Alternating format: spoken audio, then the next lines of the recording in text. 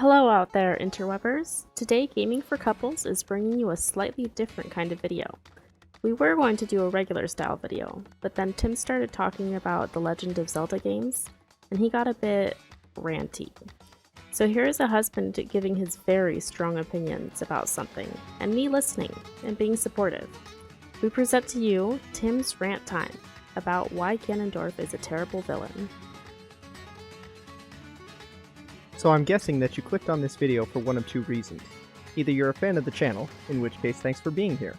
The other possible reason, which is based completely on conjecture mind you, is that you're a fan of the Legend of Zelda series, in which case you've probably already clicked the dislike button. But hear me out, this is coming from a fellow fan. I finished Ocarina of Time like 3 times, Wind Waker, Twilight Princess, Link Between Worlds, Minish Cap, and Majora's Mask. I'm far from a hater. I genuinely like some of the Zelda villains, which is what makes Ganondorf such a disappointment. Let me start with his beginnings. Like his Nintendo cousin Bowser, Ganon was originally a functional villain only. What I mean by that is that his motivations were given one sentence on the back of the box/instruction manual for the game. And that's it. He existed to give you a big bad guy to fight against. That was the beginning and the end of the thought put into his character during the inception. However, unlike Bowser, Nintendo decided at some point they wanted people to take Ganon seriously. Bowser has ridiculous dialogue and regularly puts aside his hatred of Mario to race go-karts and have parties. Meanwhile, Ganon got an origin and a race. He got a dwarf suffix on his name and the form of a man. Albeit one who's ginger and 8 feet tall. You don't do any of these things for a character who's meant to be antagonistic for the sake of it. Jumping forward to Ocarina of Time, Nintendo isn't messing around anymore. Ganon is given a backstory.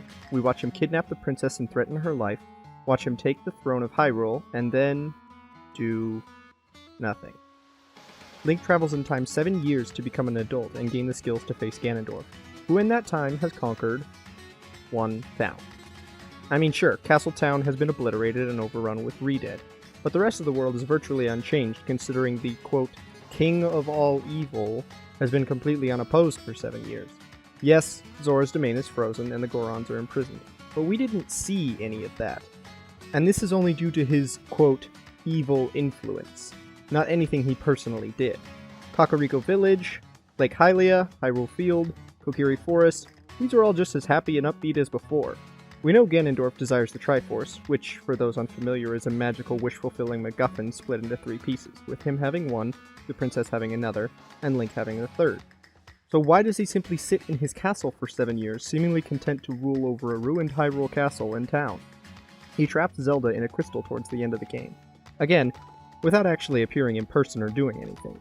And this only seems to serve the purpose of bringing all 3 characters together at the end of the game, after which he is promptly defeated.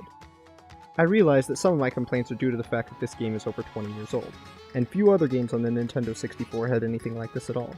But the time has arrived to examine Ocarina for the game that it is, not how we remember it. And even if we were to give it a pass, Ganondorf has been far from an enthralling villain in the meantime. I will concede that Wind Waker is probably Ganondorf's more charming appearance. He appears often and frequent enough that his presence and malice is felt, or at least as much as it can be with text boxes. But this is unfortunately the exception, not the norm.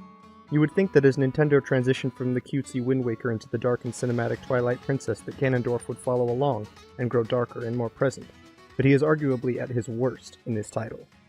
Not only does he do almost nothing of consequence, his appearance in this title is nothing short of last minute and entirely unneeded.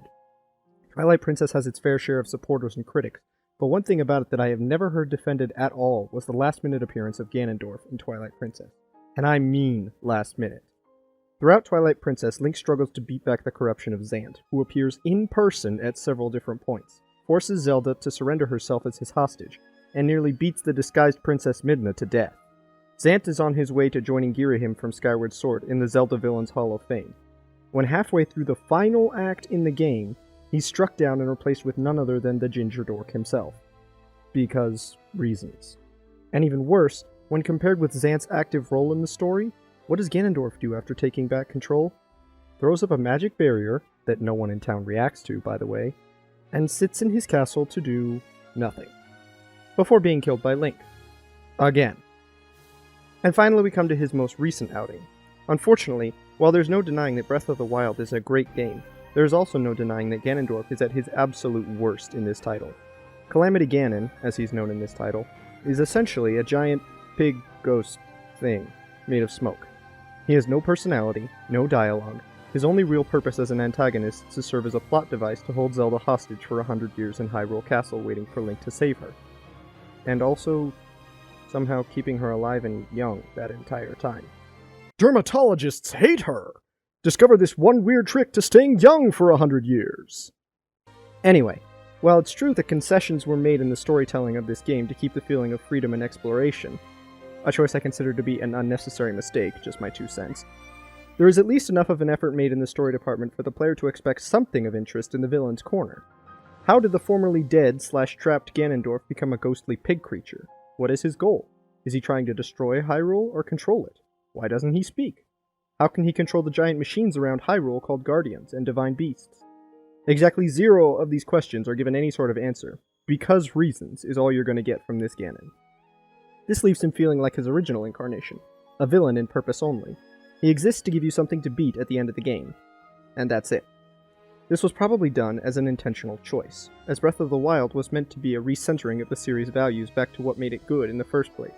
But video games have come a long way from their beginnings more than 30 years ago, and Nintendo has kept all of their strides forward in every department of character and world building except this one. How are we supposed to fear or hate or loathe a villain who has no discernible purpose, point, or goal? I mean, sure, it sucks that he's kept Zelda hostage for so long, but outside of that, I have no reason to care one way or another about him. In a game where story is at least partially given its moments to shine, that just isn't good enough. One of my biggest gripes with Ganondorf, and one that has held true throughout Zelda's entire lifetime, is that Ganon is usually a villain in name only. He's evil because the game tells you he's evil, not because he does anything personally that makes him worthwhile to fight against. All too often, the most memorable moments of villainy are caused by his evil presence, or evil power, or worse, are performed by his underlings. Sure, bad things happen because of him, but we don't ever see him doing those things. Seeing Hyrule Castletown in ruins in Ocarina of Time is not nearly as impactful as it would have been to see Ganondorf personally sack the town. Think about it. For someone with the subtitle, King of Evil, how many evil things has he actually done on camera? Selfish, maybe, but evil? Not anything worth keeping him around for so many games, that's for sure. Hey guys, thanks for watching Tim rant his opinion at you for this entire video. Let us know what you think about this content. Do you agree or disagree? Let us know what you think in the comments below. Tell us all about it and let us know if there's anything you would like for us to cover in the near future. Don't forget to subscribe to Gaming for Couples and we'll see you next time.